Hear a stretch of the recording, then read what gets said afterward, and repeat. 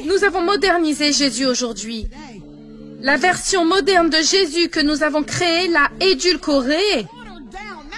Maintenant, il tolère le péché sans atteindre la sainteté. Notre Jésus est politiquement correct. Écoutez-moi. Vous m'écoutez?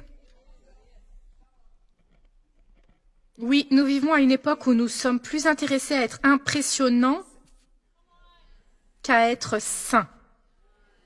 Nous sommes plus intéressés par le fait d'être sûrs d'avoir des likes et des amis et les applaudissements des gens que par le fait d'être tout simplement saints. En nous assurant que le politiquement correct n'est pas notre objectif principal, que nous ne cherchons pas les applaudissements des gens, mais ceux du ciel. Vous devez choisir d'être saintes. Et donc je vous implore, mes sœurs, par la miséricorde de Dieu, de marcher d'une manière digne de l'appel par lequel vous avez été appelés. L'Esprit s'est reposé sur lui. Laissez-moi vous montrer rapidement, le verset 26 dit que l'Esprit lui a révélé. Cela signifie que l'Esprit ne s'est pas seulement reposé sur lui, l'Esprit lui a révélé. Les anciens prédicateurs appelaient ça l'illumination. C'est éclairer un projecteur. C'est lorsque vous êtes assis à l'église un dimanche et que votre pasteur ouvre la Bible pour prêcher et il lit les 2 premiers versets sur lesquels il va prêcher. Vous vous redressez sur votre siège parce que vous avez l'impression que tout tourne autour de vous. Quelqu'un sait de quoi je parle? C'est quand vous essayez de comprendre comment l'église a mis ma maison sur écoute. Comment ont-ils su? C'est l'illumination de l'esprit. C'est quand les vieilles vérités des Écritures sautent de la page et par manque d'un meilleur mot, c'est quand elles vous saisissent dans votre âme. Quand vous voyez comment ça se croise avec quelque chose que vous affrontez personnellement aujourd'hui, c'est la révélation du Saint-Esprit. C'est ce que fait le Saint-Esprit. Il révèle, il illumine, il fait briller un projecteur. Siméon était là ce jour-là parce qu'il avait été promis par la révélation de l'Esprit de Dieu. Ce n'était pas une promesse au hasard, c'était sa promesse. Oh, cela vous est arrivé au cours de ces jours où nous sommes réunis. Vous avez probablement connu cette situation où quelque chose qui a été dit n'était pas seulement génial à entendre, mais vous a saisi l'âme. Vous saviez que c'était une mission pour vous. C'était une conviction pour que vous sachiez que le Seigneur allait vous envoyer hors d'ici avec cette mission parce que le Saint-Esprit vous l'a révélé. L'Esprit de Dieu se repose, il révèle et ensuite il dirige Siméon.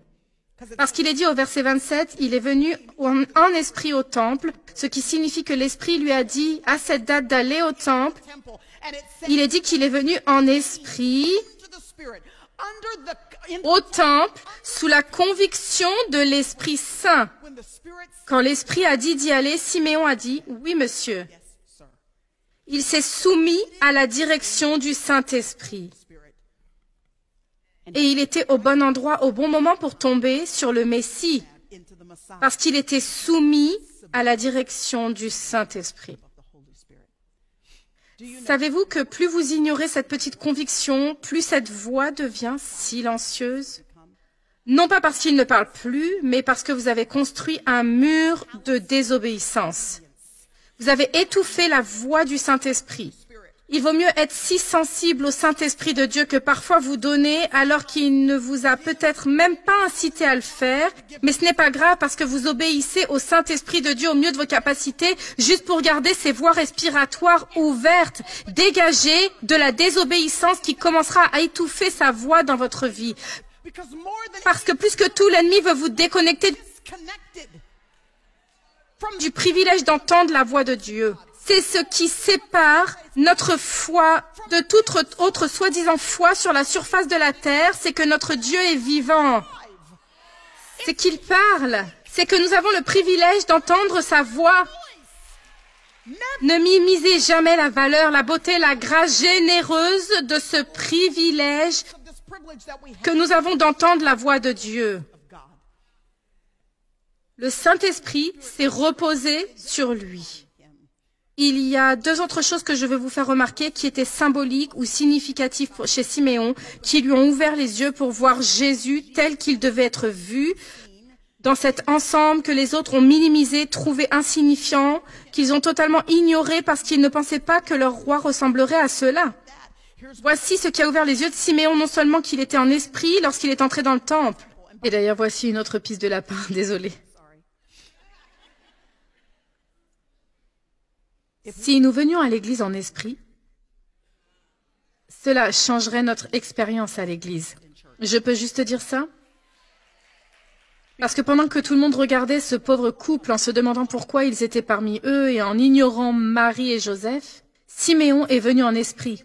Et il s'est moins soucié de savoir qui portait quoi, et qui conduisait quoi, et qui était assis où, qui était à sa place, s'il faisait chaud dehors ou non, s'ils devaient avancer pour emmener leurs enfants à l'école du dimanche. Il se souciait moins de sa commodité, que le prédicateur prêche bien ou non, n'avait aucune importance pour lui. Il cherchait Jésus.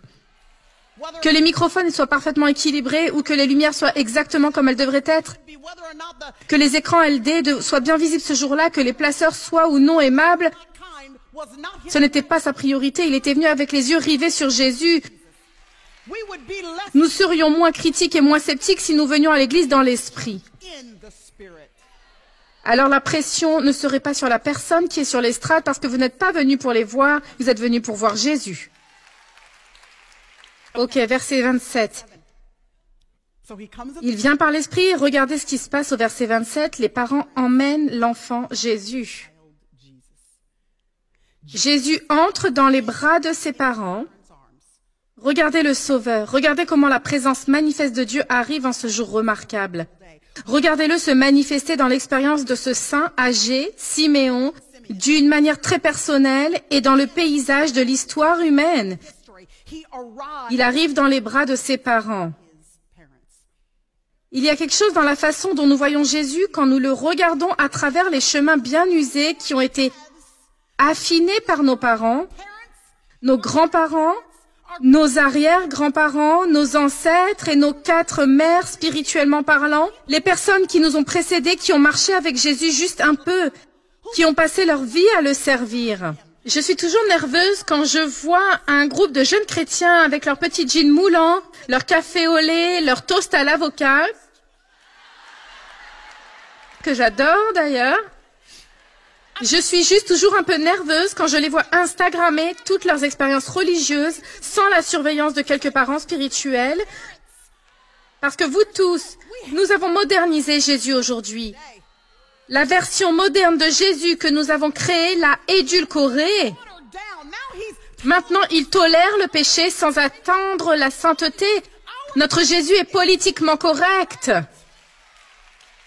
Nous avons besoin de voir Jésus venir dans les bras de nos parents, des gens qui nous ont précédés, des gens qui ont marché sur la route pendant un certain temps, qui savent ce que sont les recueils d'hymnes, qui ont chanté les bons vieux hymnes que nous avons fondés sur une certaine théologie. Nous devons nous assurer que nos nouveaux chants de louange et d'adoration, je les aime. Nous devons nous assurer qu'ils sont enracinés dans une bonne théologie. Et donc le paquet peut changer. Écoutez tous, je vais toujours à ce genre d'église, elle a fait un long chemin, mais ça a commencé quand j'avais 1 an, l'église que je fréquente maintenant. À l'époque, je ne serais jamais montée sur une scène avec un pantalon, vous plaisantez. Quelqu'un sait de quel genre d'église je parle? Nous avons encore quelques personnes dans notre église, quelques mères de l'église, si quelqu'un sait ce que je veux dire, des jeans dans l'église. Vous plaisantez? Elles sont venues en costume. Je parle de ceux dont la jupe est assortie à la veste. Comme si ça avait été acheté ensemble. Et pas seulement ça, mais en dessous de ce costume, elle va porter un vrai collant. Je ne parle pas des leggings avec les pieds découpés, je veux dire des collants. Ceux avec la gaine en haut. Quelqu'un sait de quoi je parle? Quelqu'un s'en souvient? Et elle va avoir un sac à main dans sa main. Et ce sac à main, cette pochette va être assortie à la veste, qui est assortie à la jupe, qui est assortie aux chaussures en cuir verni qu'elle a aux pieds. Des chaussures en cuir verni à bout fermé. Mais la tenue n'est jamais complète.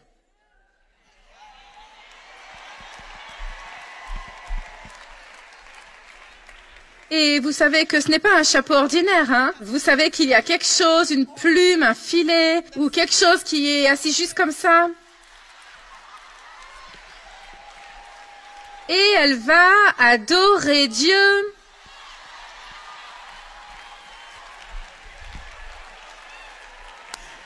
Quelqu'un sait de quel genre d'église je parle?